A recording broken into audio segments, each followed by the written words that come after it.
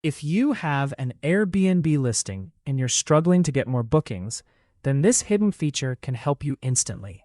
Today, I'm going to show you how to use Airbnb's custom promotion feature to boost your visibility and attract more guests. This feature allows you to offer limited time discounts on your available dates.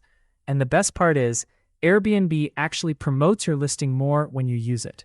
You can get benefits like better search ranking, discount in price tags, and even exposure in guest emails.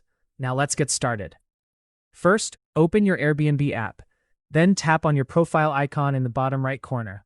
After that, switch to hosting mode. Once you're in hosting mode, tap on listings at the bottom. I don't have any listing, so you won't be able to see it on my screen. But now select the listing you want to apply the promotion to. Next, go to the calendar section. Here, tap on price settings, and then scroll down until you see the promotions option. Tap on custom promotion. Now, select the dates where your property is still available and you want to offer a discount. After selecting the dates, tap on next. Then adjust the discount percentage using the slider. The higher the discount, the more visibility your listing can get. But make sure it still makes sense for your pricing. Once you're done, tap on Apply Promotion. And that's it.